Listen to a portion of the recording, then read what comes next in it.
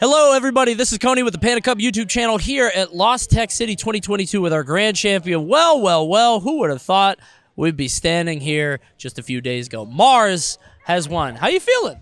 I feel pretty good. I mean, kind of expected it. So Sure. I really did. I saw the pool of player. Okay, Esam off in the distance being a little salty baby boy. Saw a couple trues from the crowd. Yeah. True. I mean, you beat that guy this tournament, didn't you? He does have to hold that. But I mean, yeah, I do feel pretty good. Like I've been in a rut competitively for a while, so this is a good little kick in the butt to get it back on. Definitely. Oh, well, one of the things as you were coming into this tournament, you were the 4th seed. Saw some people rumbling about that. You know what I mean? There's the same thing. You brought up the rut, not me. So wanted to talk about that a little bit. When we're talking about that, I mean, you were sort of experimenting with the Joker a little bit. You were playing a couple different things. Are you like fully locked back in on the Zero Suit now? Is that something you've been like really practicing and trying to take home? I think I've like hit like another spark with my Zero Suit where I'm like getting back to that level where like I'm very confident in almost every situation. I feel like I know what's going to happen. However, I do feel like I still need the Joker or some other character. If you watch Squad Strike, you probably saw the Greninja and the Snake. I feel like there's still a place for them somewhere, like in my lineup. But like maybe as I start fighting like different players who use DLC characters and stuff, I'm gonna counterpick. Well, that's the thing is the DLC, the Pack 2 specifically, really did hurt Zero Suit in a lot of ways. And one of the things that you really saw throughout the top 8 the whole time was like Game Watch against Send, unwinnable, right? Like Meister against Send, like he felt like he had to go Steve, and then he pulled out Donkey Kong for the jokes. It wasn't even Monday, by the way. What a fool! What a fool! Wacky, yeah, maybe in a different time zone. And then, you see the Game Watch just stuff out Ness, and Ness can't do anything. And then we saw Meister against you.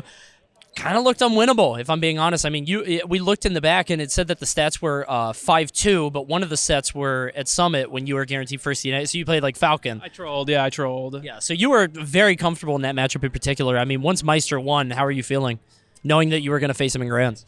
I felt like I had won it at that point. Like, Meister's obviously a great player, but like, he just can't.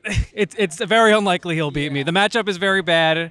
I like understand the tempo that he plays at because we've played so many times, and like the more we play, it's just gonna snowball worse and worse. That's what it seems like. Yeah, it feels like there's no real way out. When he picks Sora, same feeling. Like that doesn't feel good either. So I actually have never played like a good Sora. I just took it really slow, and I was like, okay, what is he fishing for? And I just tried to get a general idea of what he was doing, and I wanted to abuse like Sora's floatiness. That's the most important thing to do, and I don't think Sora is like at that level right now, but I do think it's a better pick than Game & Watch. So if you look at a lot of the matchups as we were going up, like through the top 16, through the top 8, you had winning matchups against like a lot of people. I mean, yeah. Esam, I can't really recall the Zomba one, but Meister, Zomba, what's your guys' record? Do you know off the top of your head? Zomba, like as far as serious sets go, that was the first time we played. Oh, right, because the Adorama one. Right, in New York, and that was like, it's Adorama. It was free. It was a free tournament, so we just trolled. I think it was like random versus my hero. So.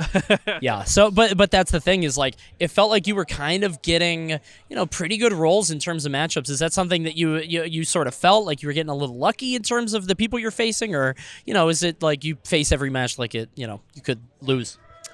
I think I was extremely lucky. I think you're right. Bracket luck is a huge thing for. And I don't mean to discount. I'm not. The comments are going to be weird about this, but I'm not coming at you. It's like, the people that you face are part of the tournament, and it's like to be able to face those matchups that you're very comfortable with, and they keep winning, so they're earning their spots. But yeah, it seemed like you got some pretty good rolls.